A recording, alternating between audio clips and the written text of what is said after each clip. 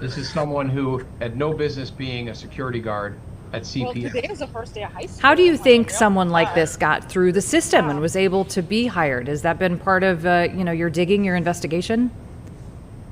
Absolutely. The failures of the hiring committee at CPS to go beyond just the list of convictions and arrests that led them to fail to uncover all of the underlying facts that I've described. And if they had just requested the underlying police reports, the victim statements, they would have been able to determine that this was someone who had a clear history of violent tendencies and lawlessness. And instead, all they did was accept the that he was arrested 16 times and had multiple convictions, but didn't even look at what they were for, what the victims were saying. And had they done that type of comprehensive background check, which is required by CPS rules and regulations, and was promulgated by a white shoe law firm in 2018. The music, turning that off. In order to prevent people from slipping through the cracks in the hiring process, they would have prevented this. But their failures led to our client being brutally raped by Romel Campoverde in 2023. What do we think needs to change? Obviously, we need to dig a little bit more into the background check part of this, clearly. They need to do a comprehensive background check. They have already on the books rules and regulations that say that they should look into arrest patterns, even if it didn't lead to a conviction, that they should look at the underlying victim statements and what the person was being accused of. And importantly, they are supposed to be requesting from people like Mr. Campoverde and other applicants explanations for all of these prior criminal behavioral patterns and accusations. They, in their personnel record for Mr. Campoverde, have no evidence that they did any of that, that they either obtained the underlying documents or requested statements of explanation from Mr. Campoverde. They simply hired him based upon what they received from local law enforcement and from the FBI, which was just a list. The list alone was scary. It was 20 years of 16 plus arrests. Well, we applaud your client. A major red flag, and it was not to them. Helping our colleague Dane Placco break the story on Fox 32 yesterday. We appreciate your time today. Thanks, attorney. Okay, thank you. Thanks so much. All right, we're going to go back. Governor Pritzker is speaking. Let's listen in. Governor Pritzker is speaking.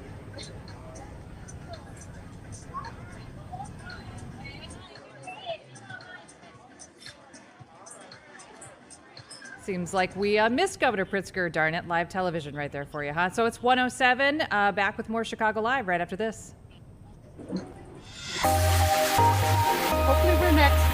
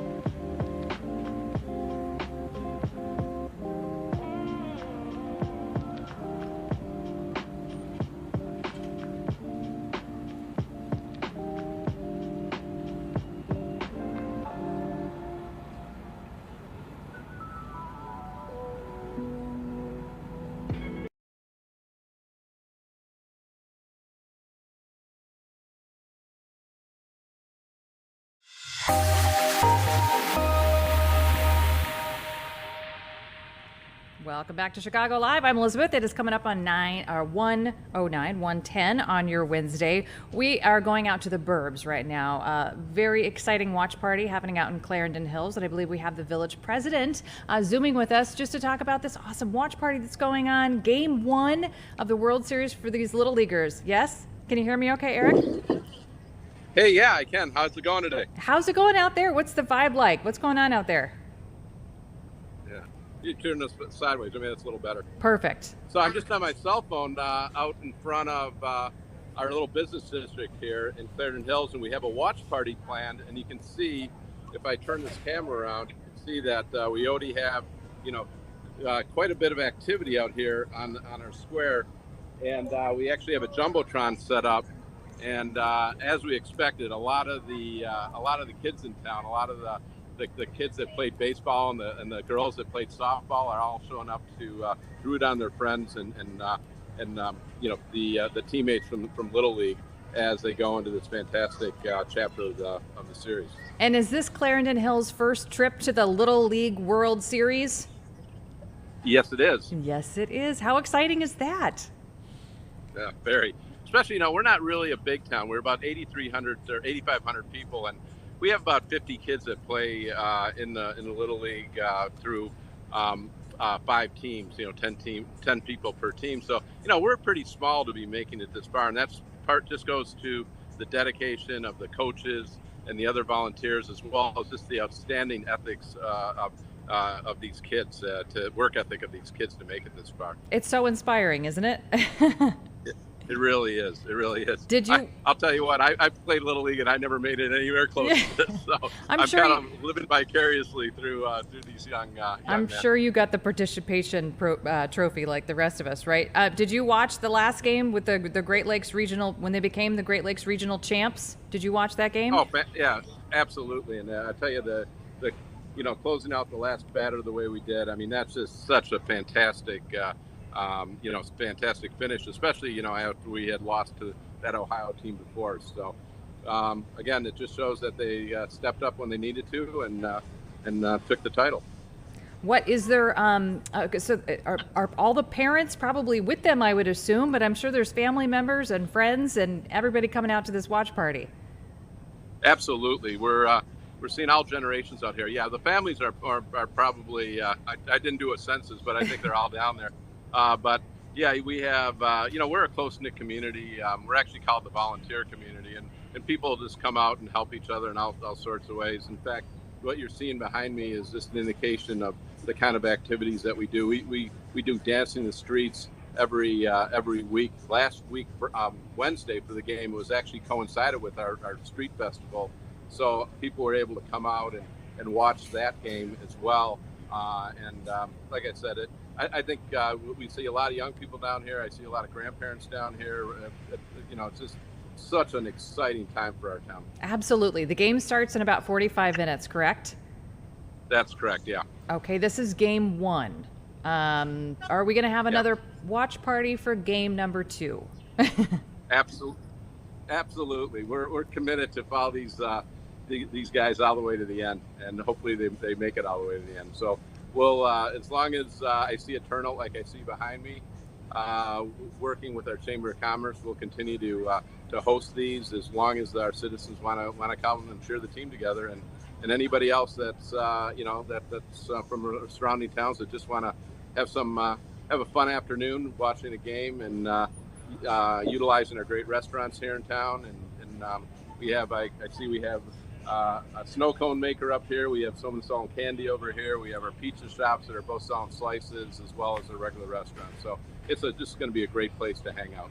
That's great. So it starts at 2 o'clock. When and where's this happening? Just in case, someone's around town and wants to come hang out. So we're in downtown Clarendon Hills. You can't miss us. We're on the Burlington train stop. So basically, our downtown is right adjacent to the stop. We're at Park Avenue and Prospect Avenue is where the Jumbotron is set up. So that's Park and Prospect in Clarendon Hills, 60514. Okay, great. And game 2 is when? That'll be on Friday. On Friday. Okay, we'll mark our calendars. All right. Well, thank you so much, Eric Tech, the Clarendon Hills president. Thanks for being with us. And go team, go, huh? Okay. Go Clarendon Hills. We appreciate your time. Great. Hey, thank you so much for asking me on, and let's root for the home team. Root for the home team. All right, thanks so much. Enjoy your afternoon. All right, Emily Thanks. Walls, Chief Meteorologist Emily Walls joining us. Look, it's like magic. Poof, I appeared. she's here. So tell us, so this game obviously not happening in Clarendon Hills. Do you have the forecast by any chance for these kiddos? I do. So actually, I was just looking everything up. Yeah. And it's hot in Pennsylvania. It's hot here. Well, it's Is it better. hotter? It's better today than it was, right? So we're moving in the right direction here. But the cold front that moved through here, it is going to move through Pennsylvania in the coming days, but not today, not tomorrow. It's still going to be hot, mid to upper 80s. And actually, this afternoon and into the evening, we're going to be dealing with showers and thunderstorms over that way. So, you know, we may end up dealing with This game starts in possibly- 45 minutes. Okay, 45 minutes, we might be okay. Might be able to get it in. We might be okay. Okay. But yes, later on today we have showers, thunderstorms. So of course we're going to have to watch for those. You know, that doesn't mix well with baseball. You've got the metal Nope. bats.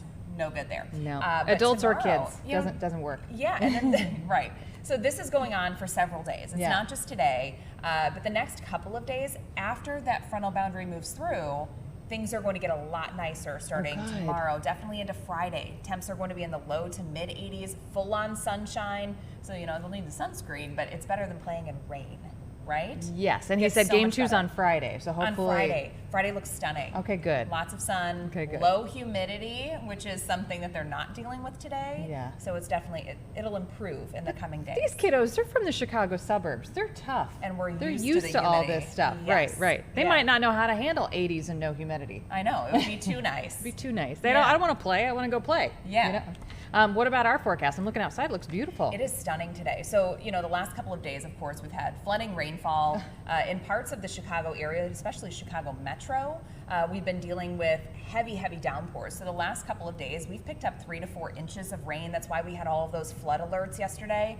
But today, smooth sailing. That cold front brought relief. We have less good. humidity. It is feeling, I was just outside. It's gorgeous. Low humidity. Soak it in. Tomorrow also looks great. But then this weekend, you know, it's more of the same of what we've had this summer. Now, let me put a couple things in perspective here. Okay. So typically, a normal summer in Chicago, we have about 17 days that are in the 90s or hotter. 90 up. Okay. Yes, 17 is average. This year, we've had 25. And in my 7-day forecast, I have us in the 90s on Friday, Saturday, Sunday, Monday, and then hopefully we get some relief by Tuesday. But we potentially have another 4 days on tap that could bring that tally up to 29. I was gonna say, so we're gonna hit 30. We're I think- doubling. I we're think gonna so, double. because it's not unheard of that we get 90-degree days in September as well. Right. Yeah. And you wonder what this does to harvests and crops and apple trees. Right. You know, all this Well, kind of and, you know, really all summer long, we've been dealing with drought conditions. Sure. So stuff. Don't we every summer? We, I mean, doesn't we it do, seem like But I think the problem that we've been having this summer is we've had those torrential downpours. So when you have that, a lot of that water ends up becoming runoff and not actually soaking into the soil. So a lot of people, you know, I've had a lot of questions this year actually of whenever I show the drought monitor, people are like, what are you talking about? We have gotten so much rain. Right. But it's been going into our streams and our creeks and our rivers and our lake.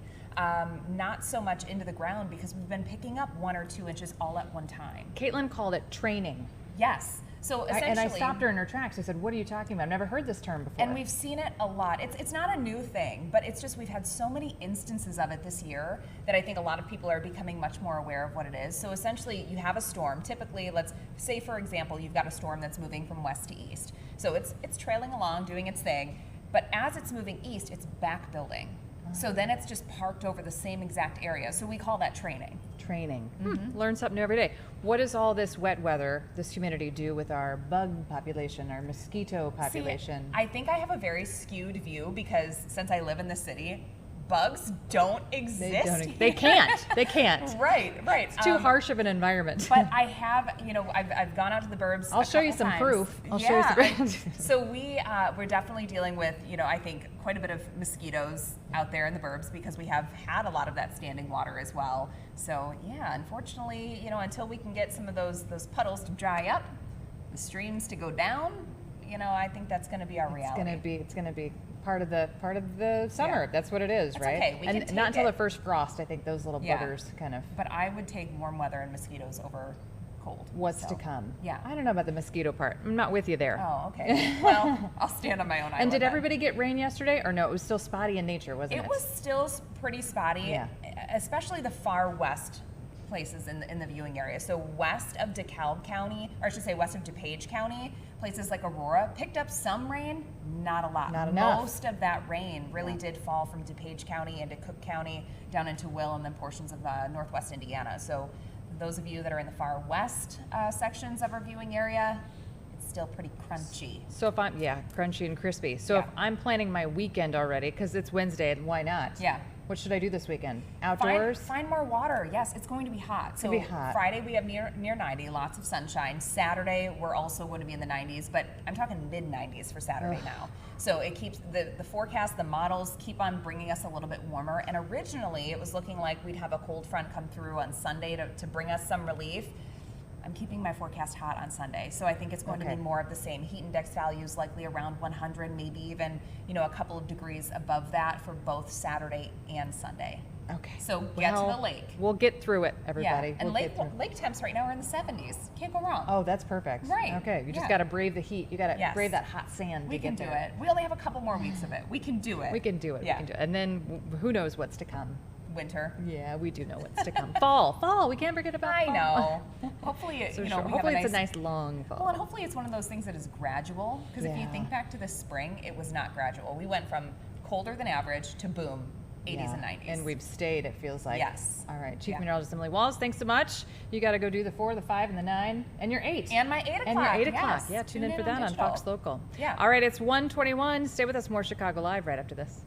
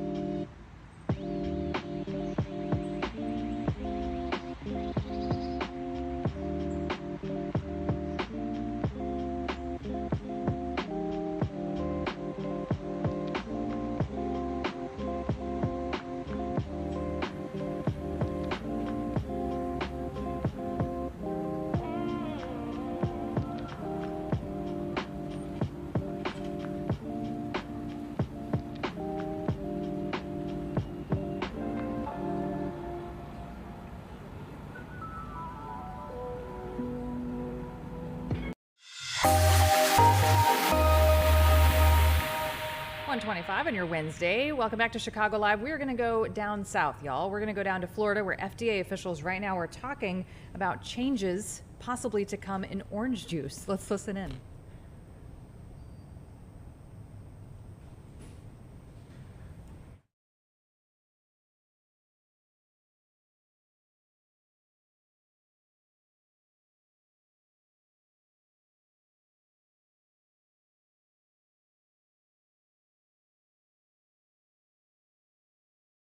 So we have promulgated this emergency rule today that will go into effect immediately.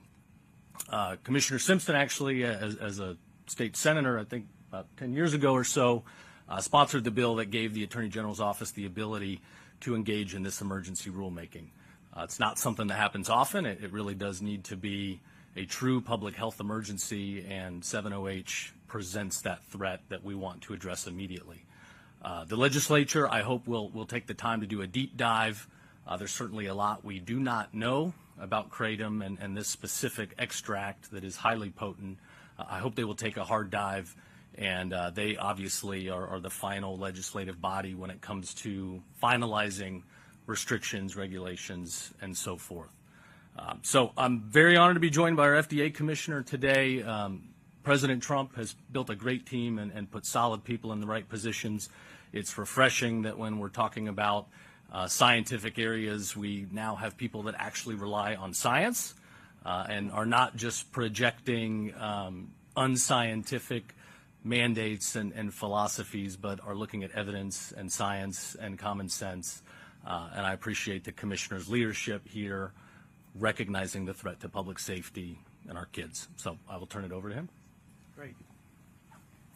Thank you, Attorney General Uthmeyer. It's great to be here in Florida, and it's great to see so many people doing good work here at Tampa General Hospital. Thank you, John Corus, for hosting us here. And it's interesting, Mr. Simpson, you've been working on this for a long time, and this has really been the work of many people over several years to say, hey, there's something going on. It's off the radar of the medical establishment, and we need to figure out what it is. And we're talking about 7OH.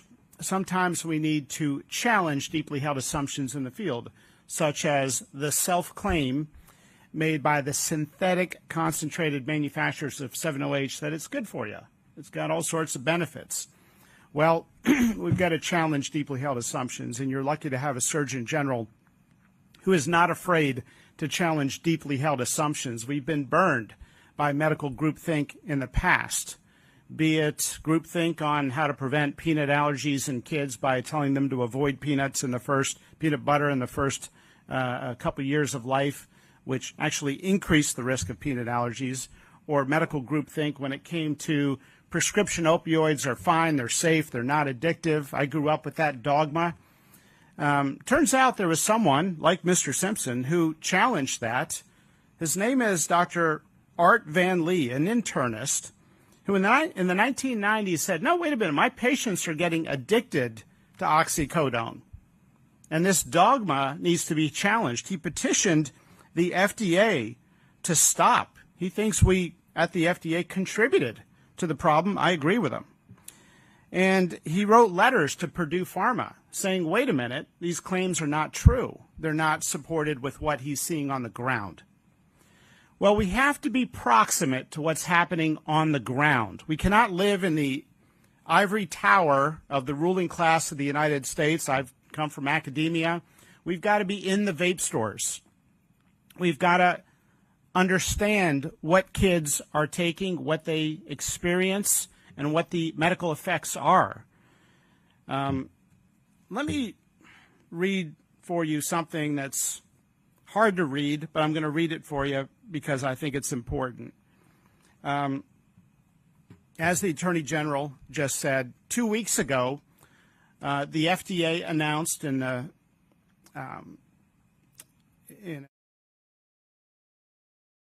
Go straight to Cook County State's Attorney Eileen O'Neill Burke talking about a charging decision in a Chicago police-involved shooting of Dexter Reed. Let's listen in. The entire neighborhood was traumatized. The encounter lasted about a minute and escalated quickly. About 30 seconds after the officers first approached his vehicle, Mr. Reed opened fire, striking one of the officers.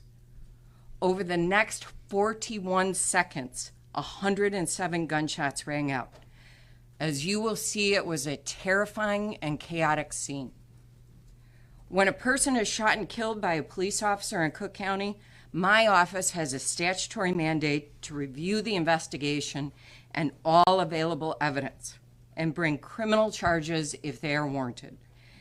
In this case, the evidence is clear and overwhelming that we would not be able to meet our burden and secure convictions. Therefore, we will not be charging any of the police officers who were involved in this incident. As is the protocol in an officer-involved shooting, the Illinois State's Attorney Appellate Prosecutor's Office, it's also called ILSAP, reviews our decision based upon the evidence and the law. ILSAP is not affiliated with the Cook County State's Attorney's Office and provides an independent assessment of the law and the facts that are presented. ILSAP has reviewed this case and our decision, and they have issued their opinion agreeing with our decision that the evidence presented does not warrant any criminal charges against the officers. This decision is not reached lightly, nor does it diminish the tragedy that has occurred. But it is unmistakable that Mr. Reed was the first to fire his weapon, a gun he did not legally possess. This action seriously wounded a police officer and set off the initial exchange of gunfire. The evidence also shows that after an 8-second pause, Mr. Reed again engaged in a second round of gunfire. Now I want to be clear about something else. It is not this office's role to examine or cast judgment on police tactics. This is not the appropriate venue to judge whether the officers involved deviated from their training or whether the policies and procedures they trained on are appropriate. There are other avenues for those questions and issues to be addressed. But to the question of whether the officers committed a crime under the Illinois Criminal Code, the answer is straightforward. They did not. ASA McCarthy will take it from here, and we will be happy to answer any questions when she's done. Thank you. Thank you, Madam State's Attorney. Good afternoon. My name is Lynn McCarthy. Can everybody hear me okay? My name is Lynn McCarthy. I'm an Assistant State's Attorney, and I'm the supervisor of the Law Enforcement Review Unit. As we present this, as we do this presentation, there are several areas that we're going to cover. We're going to give an overview of the incident. We're going to talk about our office's review process, not only in this case, but in general, how we review officer-involved shootings. We'll talk about the materials that were gathered and reviewed in this incident, as well as the state's attorney said, show you video. This incident was captured on 5 body-worn cameras, as well as a private residential video. We're going to play clips of those videos during the presentation. We are also going to make this presentation available on our website after the press conference. It will include not only the clips of the videos we're showing that are abbreviated for presentation purposes, but also will include links to the full videos. We're also going to show you the multicam presentation, which shows, as the state's attorney mentioned, all 6, the 5 body-worn cameras and the residential video playing simultaneously. We'll talk about the applicable criminal statutes as well as the case law, and then walk you through the analysis that we did in this case. So on March 21st of 2024, at about 6 o'clock in the evening, near the intersection of Ferdinand and Avers on the west side of Chicago, 5 Chicago Police Department officers who were assigned to the 11th District Tactical Team. They included Officer Gregory St. Louis, Officer Thomas Spanos, Aubrey Webb, Victor Pacheco, and Officer Alexandra Giampapa. The officers were dressed in plain clothes, but were wearing clearly visible vests that were marked with the words police on them. They were in an unmarked CPD vehicle. They were all riding in one tactical vehicle positioned as you see in this graphic. Officer Webb was the driver. Officer St. Louis was the front passenger. Officer Spanos was in the rear driver's side. Officer Pacheco in the middle seat, and Officer Giampapa was in the rear passenger side. They performed a traffic stop at that location of a white Terrain SUV, GMC Terrain SUV, Dexter Reed was the sole occupant of that vehicle, and he was 26 at the time of the incident. After performing the stop, Officer St. Louis, as you can see in the graphic, exited from the passenger side of the squad car and approached on the passenger side of Reed's vehicle. Officer Giampapa approached on the driver's side. As they interacted with Mr. Reed, additional officers ultimately exited their vehicle and also approached the SUV. They all had body-worn cameras on that were activated. During their interaction with Mr. Reed, he was not complying with any of their verbal directions.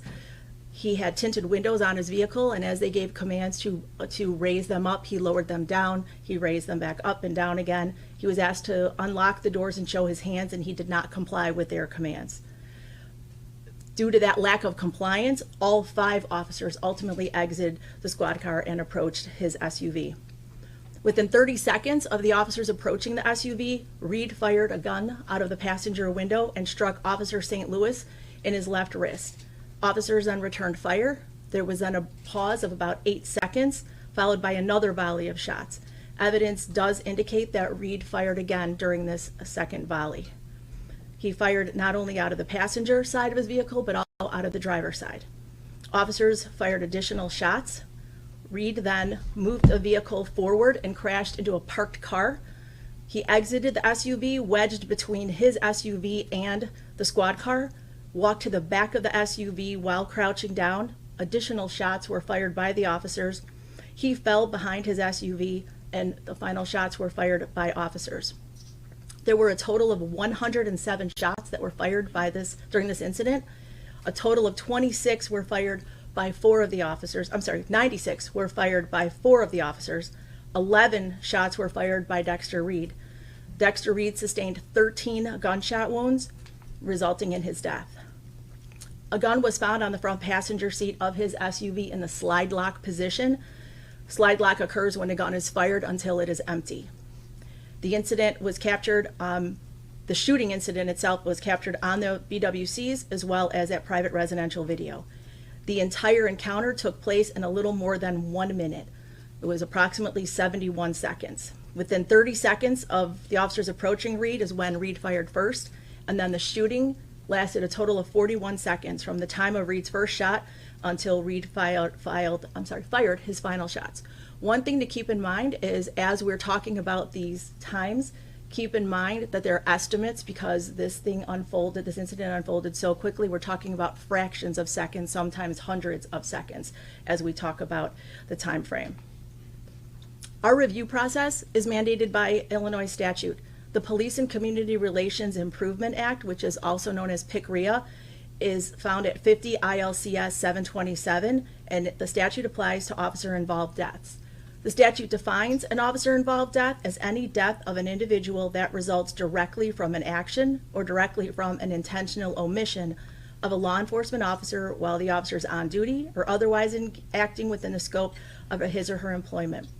The statute also mandates that the investigators who are conducting the investigation into the incident shall, in an expeditious manner, provide a complete report to the state's attorney of the county in which the officer-involved death occurred. So the process that we follow in our office, not only with the Dexter Reed shooting, but in all police shootings, is when it comes to a Chicago involved officer, we are in contact with the Civilian Office of Police Accountability, also known as COPA. As the state's attorney said, within hours of the incident, they notify us. They provide us with the facts and evidence that are known at the time. We also do a debriefing within several days after the shooting incident. In this case, we met with them 5 days later. During that debriefing, members of COPA are present, members of our State's Attorney Law Enforcement Review Unit are present, as well as representatives from the U.S. Attorney's Office and the FBI. There are no representatives from the Chicago Police Department involved in that debriefing. During the debriefing, we're provided with an update on the facts and the evidence that is known at that point, as well as shown relevant video footage. We discuss their planned investigative steps. We then maintain contact with them and receive materials on a rolling basis from COPA. We also are notified by the Chicago Police Department Investigative Response Team, which is part of the Detective Division. Again, they notify us within hours of the incident. They provide us with relevant video footage, provide us with updated information. They turn over their file to us once everything is complete, once they have all their final reports. At times, there's additional information requested, as you'll hear we did in this case. There was additional forensic testing that we requested, and we received that information in April of 2025. We also participate in a major case review with members of the Illinois State Police Forensic Science Center. During that meeting, members of the Chicago Police Department are present, along with COPA, State's Attorney, Law Enforcement Review attorneys are present, as well as Illinois State Police Forensic Science representatives. We go through every piece of evidence that was recovered and inventoried and discuss what forensic examinations are going to be conducted on that evidence. In addition to all the physical evidence, we also review all the video footage. As the State's Attorney said, we're going to play some of those videos now. And just as a warning, they are extremely graphic and they are very disturbing. We're going to play the 5 body-worn cameras as well as a residential video. One thing to keep in mind is as we play these clips, you're going to see them over a period of time, but they are not sequential. They were all happening simultaneously. The first video we're going to show, we've inserted a timer in the bottom corner so that you'll be able to see just how quickly these events unfolded. After the body-worn cameras, we're going to show you the multicam format with all 6 clips simultaneously. And again, these clips will be part of the presentation that'll be posted following the conference. A couple of things to look out for on the video footage, things that are most relevant, is that you'll see that Dexter Reed was not complying with the officer's verbal commands, which compromised the safety of the officers as well as other people in this residential neighborhood. The officers reacted to that non-compliance. You'll see that Reed fired first and then fired again during a second volley of shots following that 8-second pause. You'll also see the officers' behavior after the shooting, where it shows it's consistent with their belief that Reed continued to be a threat to them and to others. We're going to start with Officer Giampapa's body-worn camera. We've broken it up into 2 clips. The first will cover the shooting and we'll have that timer I mentioned. It starts when she approaches Reed's SUV on the driver's side, where Reed is not compliant, and it shows again the timing of how quickly it was before he fired the shot, striking Officer St. Louis. The other thing you'll see in this clip is the officer's response to those initial shots and additional shots that resume after a pause. And then you'll see as Reed exited his SUV in a crouching position where you're unable to see his hands.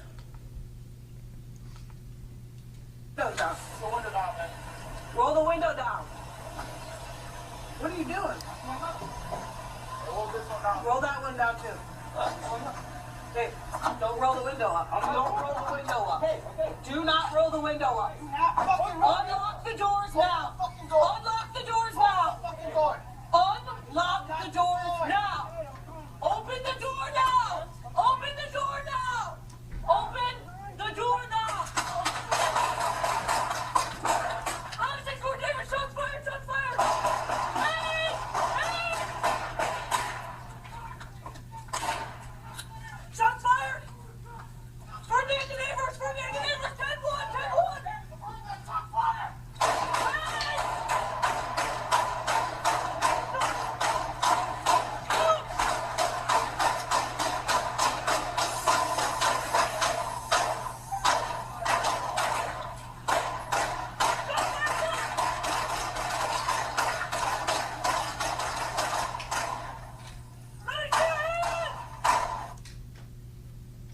This next clip is going to pick up right where that one left off.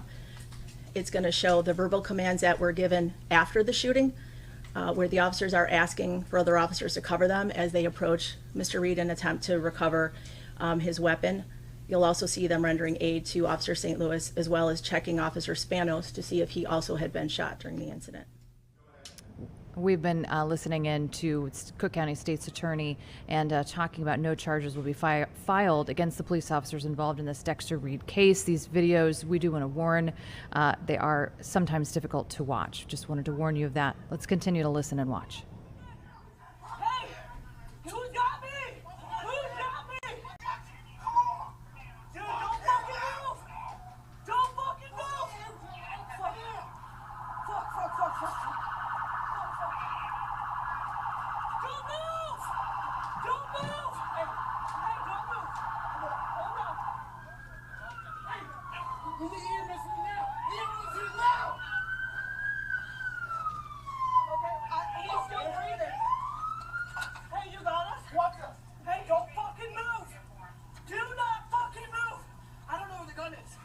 don't know where the gun is. He started shooting at us. Hey, dude.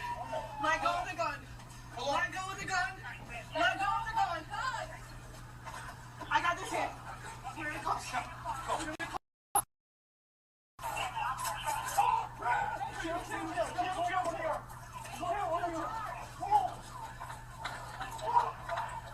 Hey, you good? You're right. Hey, you're good. You're good. You're good. It's just my hand. It's just my hand. Okay, just breathe. Fuck. And my gun is over there. Where is it?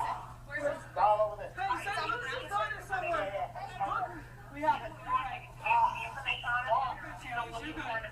Did you do it too? Did you? Take it off. Come on. Sit down. Sit down. Sit down. Sit down. Sit down. Sit down. Fuck. You're good. I don't think he's hit. Fucking see him. It's fine. He's okay. Last your legs now? Nothing on you. Just breathe. Okay, but just breathe. Just stop. Oh, it's my little pants. Oh, let me go. Don't move too much. It's okay. He's okay. Look at me. Look at me. Hey, what? I need like this.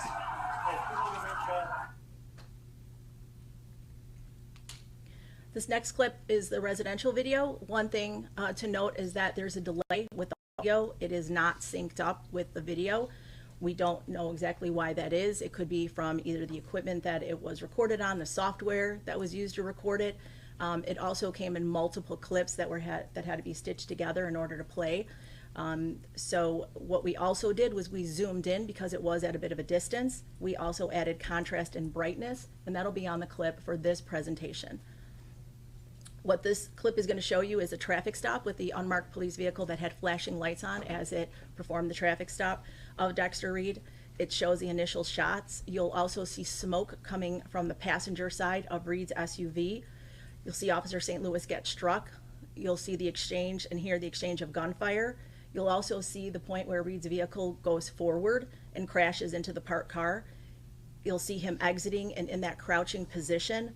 Additional gunshots are then fired, and you'll see post-shooting incidents, including rendering aid to Officer St. Louis.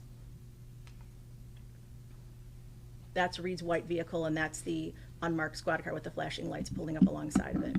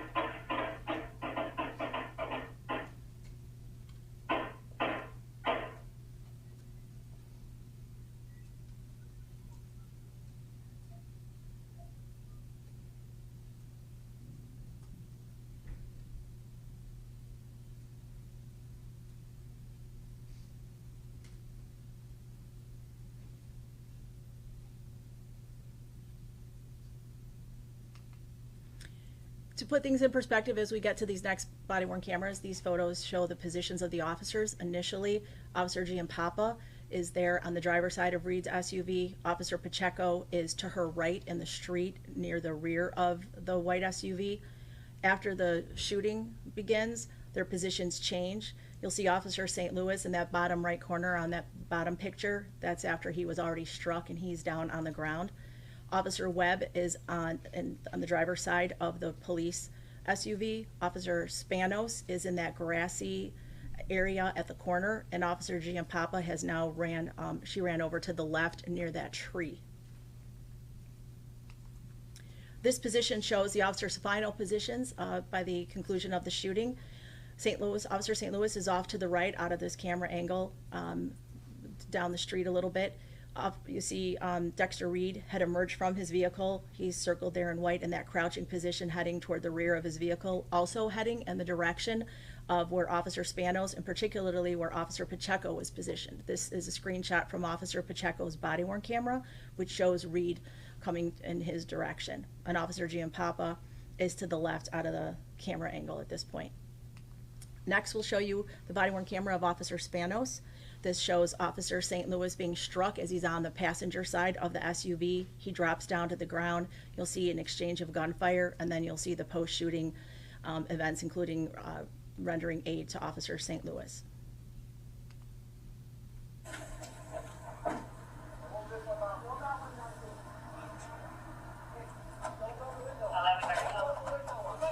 Do not roll the window up. Put both hands up. The doors now. Unlock the doors now. Unlock the doors now. Open the door now. Open the door now. Open the door now.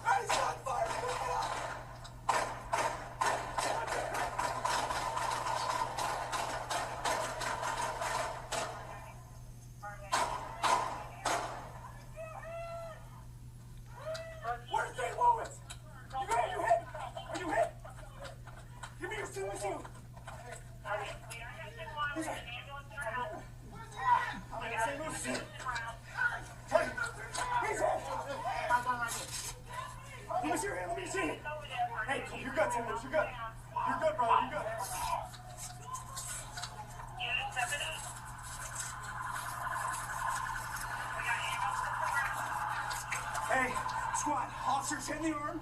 He's good for now. Only one shot to the arm for now. We're all good. Pick it up.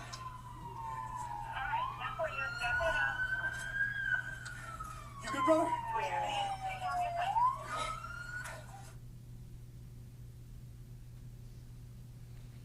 This next clip is of Officer St. Louis's body-worn camera. You'll see as he approached down the passenger side of Reed's vehicle. Initially, he had his baton in his hand, but during the course of the interaction, he then transitioned to his firearm. You'll see him struck by Reed's gunfire, dropped to the ground, and his gun fell to the ground after he was struck. You'll see he never actually fired his weapon because it had fallen to the ground. He then runs for cover, and then post-shooting, you'll see the officers as they render aid to him.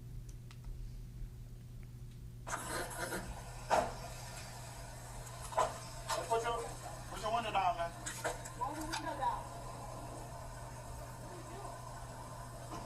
And hold this one down, too.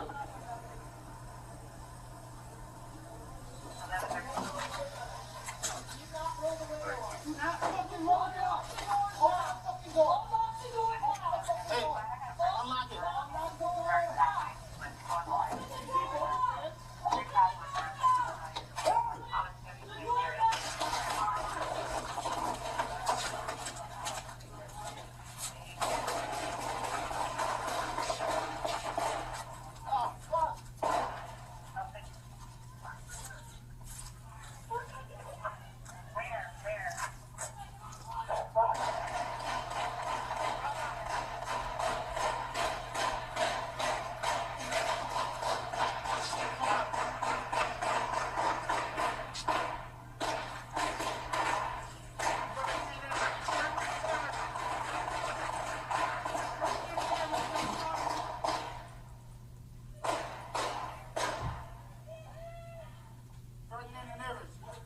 Shots fired. I'm shot. I'm shot. I'm shot hit. I'm hit. Right here.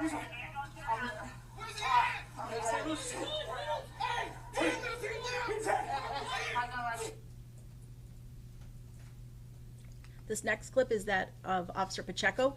You'll see as he exited the squad car during the course of the other officers interacting with Dexter Reed. He stood on the driver's side of the SUV. You'll see the exchange of gunfire. You'll see him run for cover and go around to the street behind the SUV. As Reed exited the SUV, it comes in his direction, and you'll see Reed in that crouching position. Officer Pacheco fires at Reed, and then you'll also see activities after the shooting had been complete, after the shooting ended. He'll do a tactical reload where he drops his magazine and reloads with another one, and then you'll hear him saying that, telling other officers who are arriving on scene that Reed started shooting at them.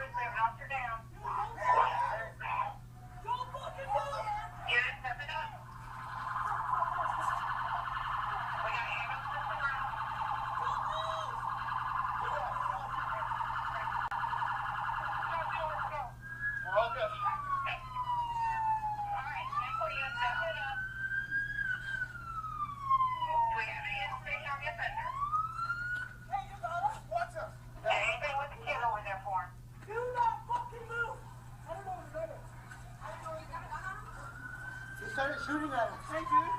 Let go of the gun. Let go of the gun. Let go of the gun.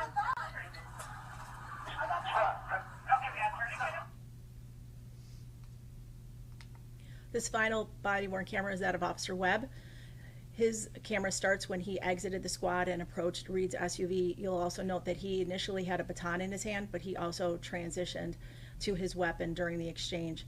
There's an exchange of gunfire, and then that 8-second pause can be seen, and then you'll note that there's a plume of smoke that is coming out of Reed's SUV. Reed's SUV moves forward and crashes into the parked car. Additional shots are fired, and then after the shooting, you'll see the attempts to recover the weapon, and what you'll see and hear is the officers' words and actions, which reflect their belief that Reed was still armed.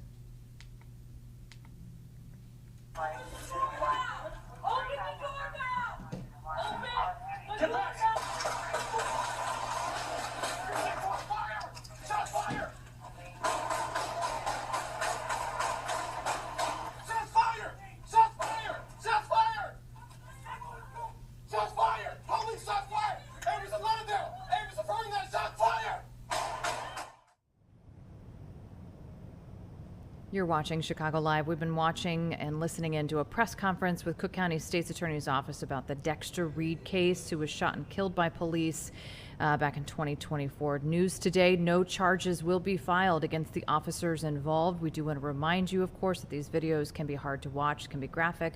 Let's go ahead and continue our coverage.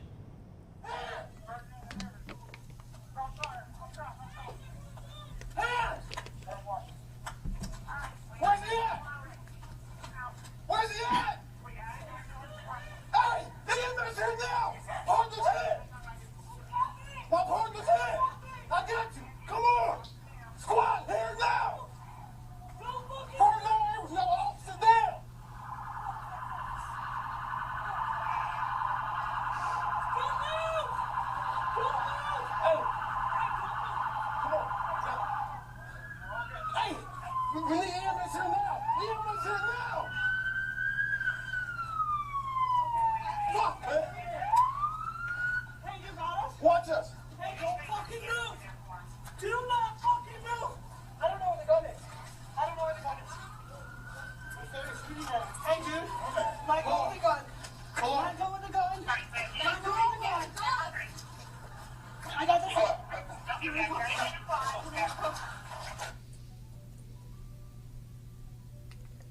This next photo is a screenshot that was taken of Officer Webb's body-worn camera. This shows that plume of smoke that I mentioned, and that's coming from the area of Reed's SUV. This is the multicam video display that we mentioned. It's a compilation of all 5 body-worn cameras plus the residential video, and it's going to run simultaneously. One thing to point out is that the video clips that are being presented today were produced by an investigator from our office's Bureau of Investigations.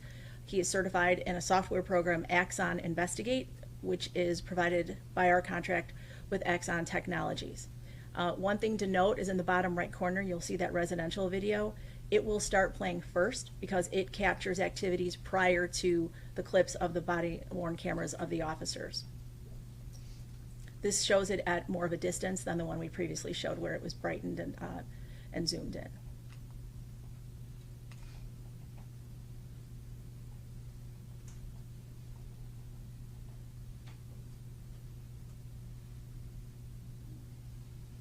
And the names of each officer is listed for their respective body-worn camera.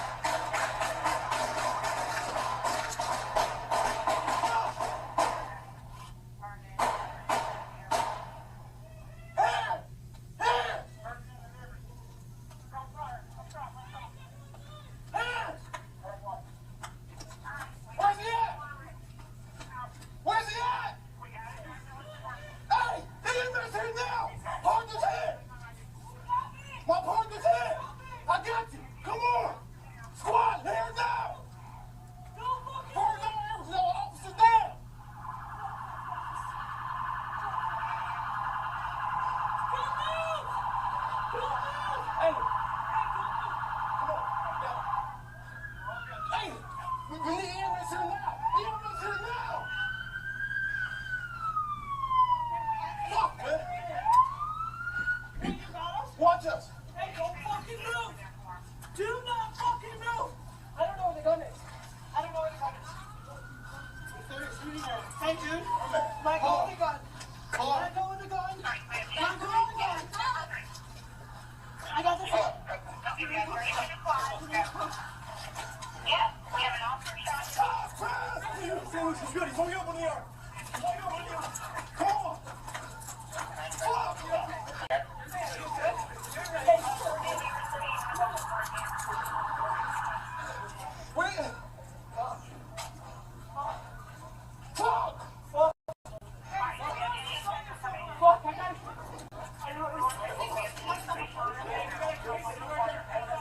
Are you hit? I don't know.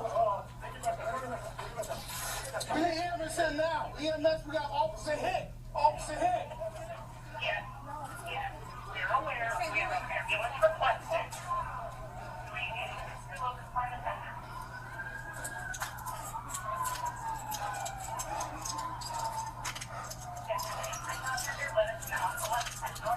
We got officer and officer went up 1 millimeter down.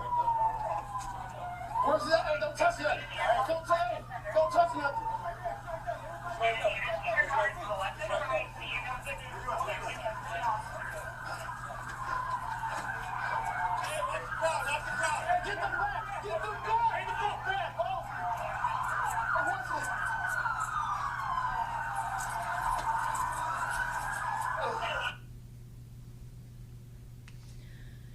What we learned from all these videos is it allows us to create a timeline. Again, this is approximate timing that they demonstrated it was within approximately 30 seconds from when they were approached to the SUV until Reed fired that first shot. That first volley of shots lasted 10 to 11 seconds. There was then a pause, which lasted approximately 8 seconds. And then over the next 16 seconds, there was that second volley of shots and Reed exiting his vehicle and then falling to the back, behind his SUV. Within 2 seconds of Dexter Reed falling, Officer Pacheco fired his final shot. Within 3 seconds of Reed falling, Officer Giampapa fired her last shot. And within 6 seconds after Reed fell, Officer Spanos fired his final 3 shots. So the total time from the first shot discharged by Reed until the final shots by the officers lasted approximately 41 seconds. The total time of the encounter from approaching his vehicle until those final shots was approximately 71 seconds. As you saw, those final 3 shots, it was only approximately 3 seconds between when Officer Giampapa fired her final shots and Officer Spanos fired those final 3 shots. What we also see from the videos is that the officers all engaged in protective conduct. Their words and actions indicate that they were still fearful of the threat that Reed posed, and they were still under stress, as you could hear and see from their breathing and their actions. They're asking officers to cover them as they approach Reed. They're giving verbal commands for Reed to show his hands. Reed's left arm was pinned under his body, and they were looking for the gun under Reed's body. This next chart shows the total shots fired by each officer, the timing within which they fired them, as well as how many rounds, live rounds, they had remaining in their weapons. Officer Spanos fired a total of 50 shots. 35 of them were fired while Reed was still in his vehicle, with 15 fired after Reed exited his vehicle. And Officer Spanos had 2 live rounds remaining in his weapon after the shooting. Officer Webb fired 18 shots, all while Reed was in the vehicle. No shots fired after Reed exited, and he, as you saw, did a tactical reload. He had 17 live rounds in his weapon after the shooting. Officer Pacheco fired 16 shots, all of which were fired after Reed exited the vehicle. He also reloaded, and he had 15 live rounds in his weapon after the shooting. Officer Giampapa fired 12 shots, all of which were fired after Reed exited his vehicle, and she had 6 bullets, live rounds, remaining in her weapon after the shooting. Reed's vehicle was struck with approximately 40 bullet holes. This is the driver's side doors of his vehicle. The front windshield had 5 bullet holes. His front passenger window had 4 bullet holes. And one thing to note, if you look closely at the markings for 41 and 42, there's a rim around them. Those shatter marks are consistent with shots being fired from the inside of the vehicle out. Also, to further support that Reed was shooting from the inside out, is that there were no shooting officers positioned on the passenger side of Reed's vehicle. The only officer who was in that position was Officer St. Louis, and he never fired. As you saw, after he was struck, his weapon fell to the ground and was later recovered in the grass. Reed's weapon was recovered on the passenger seat of Reed's vehicle in slide lock position. As you saw on Officer Pacheco's body-worn camera in the multicam, you see officers discovering it on the front passenger seat. The weapon is a Taurus 9mm Luger semi-automatic pistol. It had a total capacity of 13 rounds, 12 in the magazine plus 1 in the chamber. It was in the slide lock position and it was empty when it was recovered. There were 11 fired cartridge cases found at the scene that were sent for ballistics examination to the State Police Crime Lab, and they all matched Reed's firearm. Additional ballistics testing was done by the Illinois State Police on the fired cartridge cases, as well as additional bullets and bullet fragments were also examined. DNA testing was performed, and Dexter Reed's DNA profile was recovered on that weapon that was found in his vehicle. His hands also tested positive for gunshot residue. Efforts were made to obtain latent prints, but there were no prints that were suitable for comparison on the weapon. A bullet was recovered from Officer St. Louis's arm, and that was forensically examined and matched Reed's gun as well. There were at least 3 fired bullets and fragments that were found on the street and sidewalk area across from the driver's side of Reed's vehicle where the shooting officers were positioned. They were deemed to be potential matches to Reed's firearm. One of them did actually match Reed's firearm. The other two were small fragments, and they were unable to be tested. And this confirmed that Reed fired out of not only the passenger side when he struck Officer St. Louis, but also out of the driver's side where the other officers were positioned. That firearm had been reported stolen from Gary, Indiana in 2019. When doing their analysis, the Illinois State Police examined the weapon, and there was an association, a link to a prior shooting that happened on May 31st of 2023.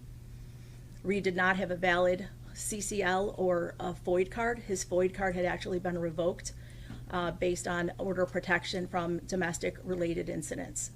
He also had a pending felony criminal unlawful use of a weapon case pending at the time of this incident. That was from an arrest in July of 2023 that included a charge for being possession of a weapon while having a revoked FOID card. In addition to all the physical evidence that we examined in the videos, we also reviewed all the police reports, all inventory slips, the radio communications, crime scene photographs, and then interviews were also done of Officer St. Louis and civilian witnesses by the Chicago Police IRT detectives as well as COPA investigators. What we learned from Officer St. Louis's interviews were that he could not see Reed's hands during that initial encounter before he was shot. He thought Reed was either hiding a weapon or drugs. Reed made eye contact with Officer St. Louis as Reed leaned down again, and he saw Reed point the weapon at him and shoot at him. He also felt more bullets buzzing past him as he was struck and fled. Numerous civilian witnesses were interviewed. The most relevant was a witness who saw the officers and described them as ducking and moving and thought someone was shooting at the officers or they were dodging something. The witness saw Reed exit the SUV leaning forward in what was described as kind of hunched, as if he was trying to get around his car and run off. The witness saw that Reed's right hand was empty but could not see Reed's left hand. And then saw as Reed got to the passenger side bumper of the vehicle, the witness saw the police shoot him. We also reviewed medical records from both Officer St. Louis and Dexter Reed. We reviewed hospital records of both individuals, including a prior shooting incident from 2021 where Reed had sustained multiple gunshot wounds. We also examined the medical examiner reports. With respect to Officer St. Louis's medical records, he was shot in the left wrist. He had multiple bullet fragments and a retained bullet that was recovered during a surgery. And as I mentioned, that bullet was matched to Reed's firearm. He sustained a serious fracture with a severe injury to the wrist and forearm. He suffered extensive bone loss and severe instability. He underwent multiple surgeries, and his recovery remains ongoing. Dexter Reed's medical records reflect that he was unresponsive and intubated upon arrival at Mount Sinai Hospital. He sustained a total of 13 gunshot wounds, the order of which is unknown. We do know that there were 7 through and through gunshot wounds, and there were 6 lodged bullets from this shooting incident. His cause of death was multiple gunshot wounds, and the manner was homicide, which is defined as a death caused by another. The medical examiner recovered 7 bullets during the autopsy. Forensic examination revealed that 4 of them matched Officer Spanos's gun, 2 matched Officer Pacheco's gun, and 1 was from an unrelated domestic incident that occurred on August 25th of 2021, which also resulted in the use of a prosthetic left eye. In addition to all the records and materials that we received from the Chicago Police, from COPA, and from the Illinois State Police, we also took some additional steps to do a thorough investigation in this matter. We requested some additional forensic testing to be done. We asked the lab to examine the bullets and fragments, and they determined that there were 3 bullets and fragments that were a possible match to Reed's weapon. That additional testing, which ultimately resulted in one of the bullets matching Reed's weapon, was completed in February of 2025. We also put together the multi-cam video comparison. As mentioned, we have a state's attorney investigator who's a certified Axon investigate examiner, and we did that so that we could try to get the perspective of what all the officers were seeing and hearing as it happened simultaneously rather than looking at them one at a time. We also did what we refer to as their voluntary protected interviews. We refer to them as VPIs. The reason we do this is because every individual has a constitutional right to remain silent and protect themselves against self-incrimination. Chicago police officers, however, are required to be interviewed by COPA investigators and provide a compelled statement that is not voluntary. In Garrity versus New Jersey, the United States Supreme Court held that those types of compelled statements cannot be used against targets in a criminal prosecution, meaning we would not be able to review those compelled statements for purposes of our review. So in this case, the 4 shooting officers volunteered to provide statements during an interview with Cook County State's Attorney's Office personnel. And in exchange, those statements cannot be used against them for a criminal prosecution, but it did allow us to get a better understanding of their perspective of the incident. So we conducted interviews of the 4 shooting officers, Officer Giampapa, Pacheco, Webb, and Spanos. We did not re-interview Officer St. Louis because he had previously given statements to both IRT detectives as well as COPA, and because he was not a shooting officer, it was not protected. We were able to review those interviews. During the voluntary protected interviews, the information we learned was that the traffic stop was for a seatbelt violation, that the officers described Reed as leaning forward. They could not see his hands. They knew that the initial shots were fired by Reed, and multiple officers knew that Officer St. Louis was shot. The officers described that crouching position as Reed emerged between his vehicle and the police vehicle, and that they could not see his hands. Multiple officers also perceived Reed coming right toward them after he exited the vehicle, and the officers believed that Reed was still a threat while he was on the ground. So now we can talk about the applicable statutes that we look at when reviewing these types of cases. The first is first-degree murder, which states that a person who kills an individual without lawful justification, those are the key words that we have to look at, commits first-degree murder if in performing acts which cause the death, he or she either intends to kill or do great bodily harm to that individual or another, or knows that such acts will cause death to that individual or another. We also look at the peace officer use of force in making an arrest. This language was amended by the Safety Act, and that statute states that a peace officer is justified in using force likely to cause death or great bodily harm only when he reasonably believes, based on the totality of the circumstances, that such force is necessary to prevent death or great bodily harm to himself or such other person, or when he reasonably believes, based on the totality of the circumstances, both that such force is necessary to prevent the arrest from being defeated by resistance or escape, and the officer reasonably believes that the person to be arrested is likely to cause great bodily harm to another, and that the person to be arrested committed or attempted a forcible felony which involves the infliction or threatened infliction of great bodily harm, or is attempting to escape by use of a deadly weapon unless arrested without delay. We also look at the officer's use of force in making an arrest, which further states that a peace officer is not justified in using force likely to cause death or great bodily harm when there is no longer an imminent threat of great bodily harm to the officer or another. We also looked at the second-degree murder statute, and one important note to understand about second-degree murder is that it is a defense against first-degree murder.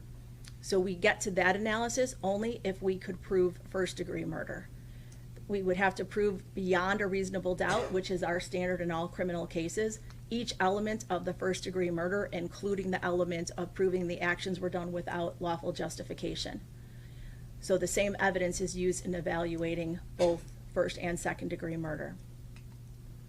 We also look to Illinois case law, which further establishes in People v. Parker that the law does not charge a person when he has reasonable grounds to believe himself in apparent danger of losing his life or suffering great bodily injury to use an inerrable judgment. It would be unreasonable to require such an exacting decision to be made in the space of a few seconds while one is fearful and under great stress. The United States Supreme Court has also held in a case, Graham v. Connor, the reasonableness of a particular use of force must be judged from the perspective of a reasonable officer on the scene rather than with the 20/20 vision of hindsight. The calculus of the reasonableness must embody allowance for the fact that police officers are often forced to make split-second judgments in circumstances that are tense, uncertain, and rapidly evolving about the amount of force that is necessary in a particular situation. The Graham Court went on to say that courts must pay careful attention to the facts and circumstances of each particular case, including the severity of the crime at issue, whether the suspect poses an immediate threat to the safety of the officers or others, and whether he is actively resisting arrest or attempting to evade arrest by flight. Another Supreme Court case, Tennessee versus Gardner, the United States Supreme Court has expressly held that if the suspect threatens the officer with a weapon or there is probable cause to believe that he has committed a crime involving the infliction or threatened infliction of serious physical harm, deadly force may be used if necessary to prevent escape, and if, where feasible, some warning has been given.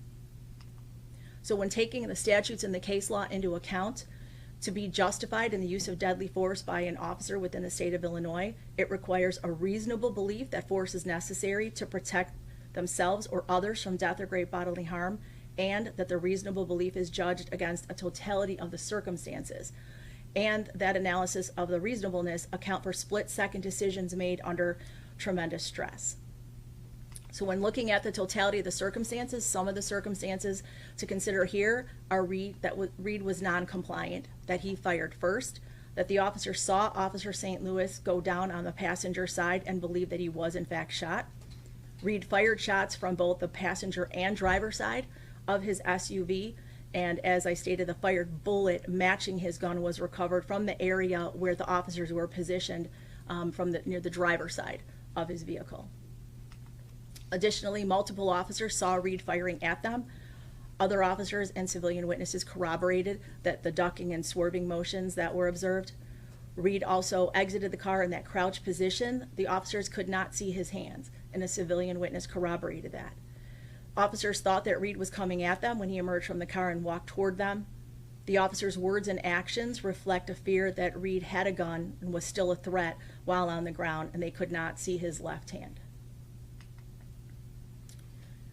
We also look at the fact that Reed committed multiple forcible felonies. He committed an aggravated battery with a firearm, as well as attempt murder when he shot at Officer St. Louis and shot at the other officers. We also look at the timing, that the events unfolded in seconds. Reed started shooting less than 30 seconds from when the officers approached his car, and the shooting lasted approximately 41 seconds. So after we thoroughly review all the materials provided by COPA, the Chicago Police Department, the Illinois State Police, we determined that there was additional evidence that we wanted gathered. That was the additional forensic testing that we requested. We conducted a use of force analysis based on all applicable statutes and case law, and a final charging decision was made in April of 2025. And that final decision, as the state's attorney indicated, is that our office has declined to file criminal charges against the 4 shooting officers because we could not meet our burden of proof beyond a reasonable doubt. In April of 2025, as our office has been doing since 2017, we submitted the entire file to the Illinois State's Attorney Appellate Prosecutor, also known as ILSAP. They're located in Springfield, Illinois. They act as a special prosecutor and conduct an additional independent level of review. On July 7th, 2025, ILSAP advised, based upon a comprehensive and independent evaluation of the information provided, we find that the decision by the Cook County State's Attorney's Office to decline prosecution is consistent with the evidence. With that, we'll take questions regarding this incident. We'll start with, we'll go TVs in order. Charlie, Michelle, Charlie, Courtney. I'm sorry, who are we starting with? Charlie. Okay.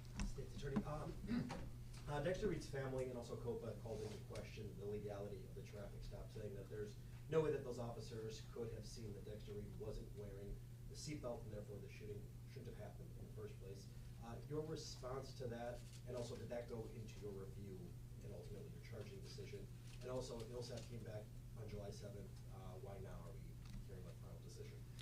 So with regard to the first part of your question, what police policies, regulations, what COPA makes decisions on, that's their lane. Our sole decision making is whether a crime was committed, whether we can sustain our burden of proof in that crime. So the police officer's tactics, any deviation from what their policy is not within our purview to judge. In the interest of transparency, we wanted to make sure that every bit of evidence that we reviewed and looked at was available to the public to see exactly why we made the decision that we made. We also took that opportunity to do a secondary review, make sure there was nothing that we missed, and that all takes time.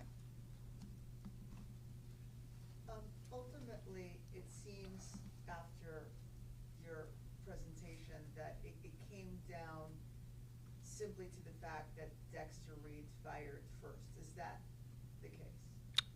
I'm going to defer to Lynn on that, but there was extensive evidence that we looked, and it was not just fired first. There were bullets that were found from both the driver's side and the passenger side. But is that what makes it something that you would not be able to charge because you wouldn't be able to meet the burden of proof, essentially? Exactly. That's what I was looking Yes, for. So exactly. It's that thing that makes it. Okay, you've been watching Chicago Live. We've been listening and watching a press conference with Cook County State's Attorney Eileen O'Neill Burke discussing a police-involved shooting that happened back in 2024. The announcement today, no charges will be filed against the Chicago police officers involved in that. Chicago police releasing a statement about this particular case, saying that it remains an ongoing investigation with the Oversight Committee, the Civilian Office of Police Accountability, also known as COPA. They say 3 of the involved officers remain on administrative duties. 2 of the involved officers are inactive. And then any other questions about the charging decisions or lack of charging decisions by the Cook County State's Attorney, to go ahead and ask the State's Attorney's Office about that. So Chicago Live, thanks for watching. Extended coverage of that press conference. We'll have more on this story coming up at 4, 5, and 9, of course, on your Fox Local app and fox32chicago.com. We'll see you tomorrow.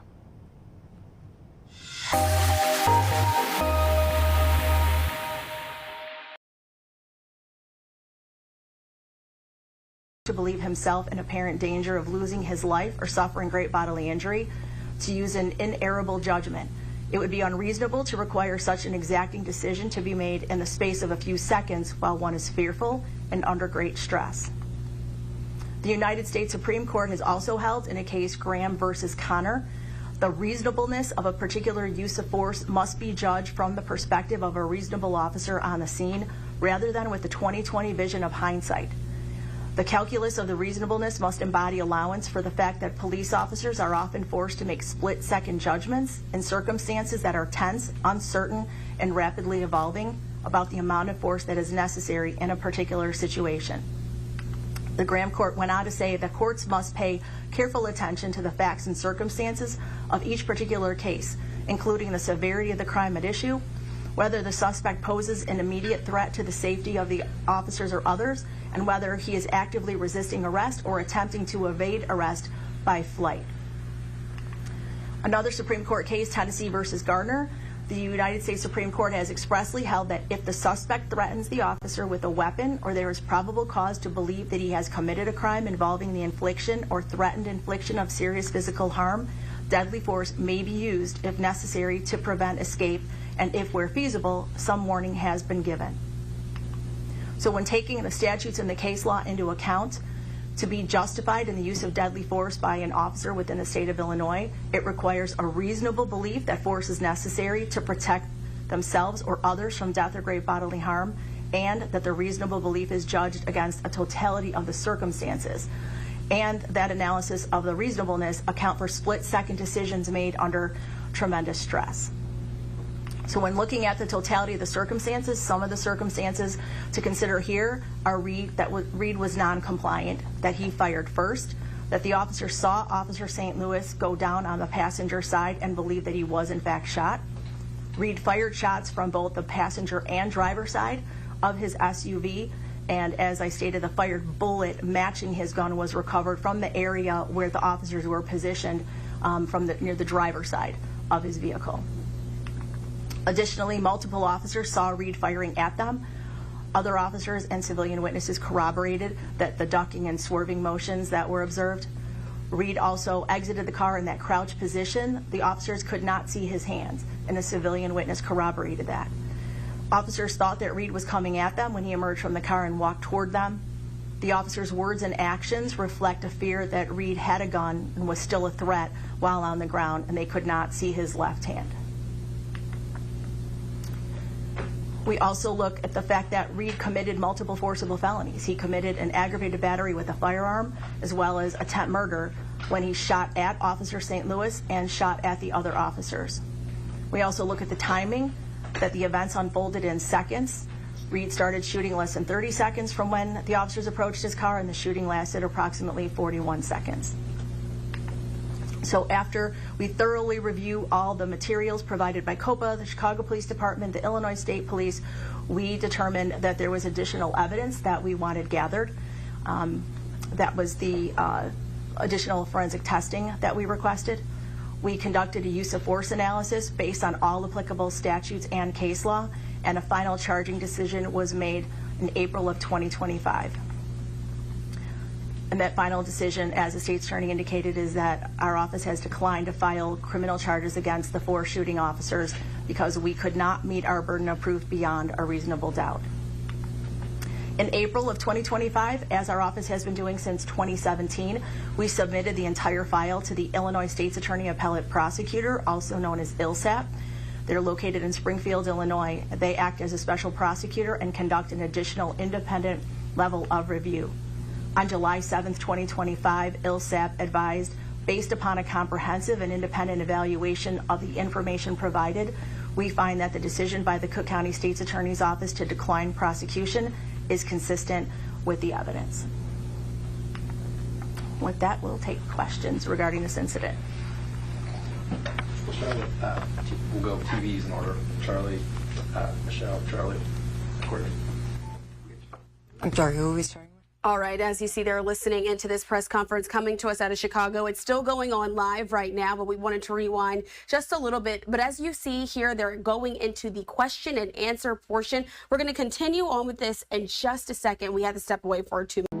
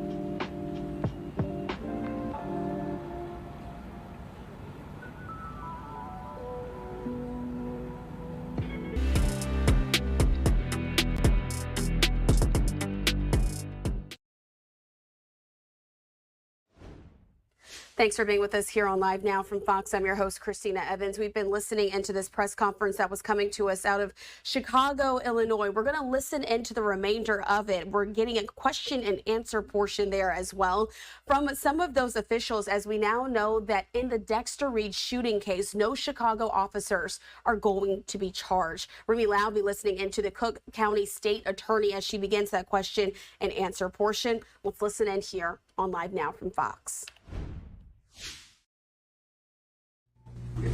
I'm sorry, who are we starting with? Charlie here. Okay.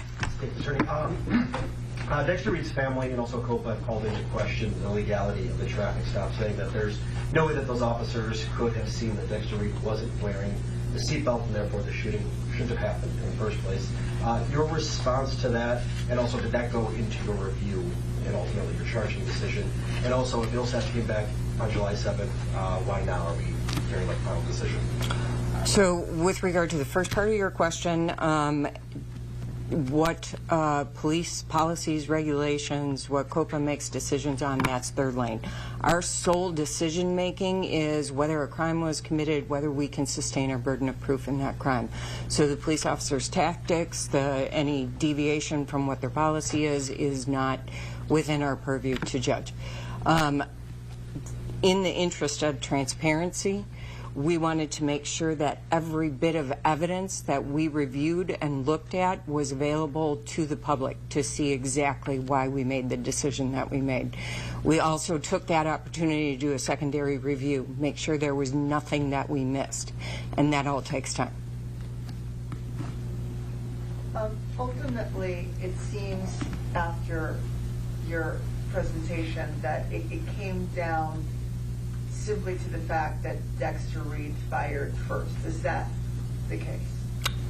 I'm going to defer to Lynn on that, but there was extensive evidence that we looked, and it was not just fired first. There were bullets that were found from both the driver's side and the passenger side. But is that what makes it something that you would not be able to charge because you wouldn't be able to meet the burden of proof, essentially? Exactly.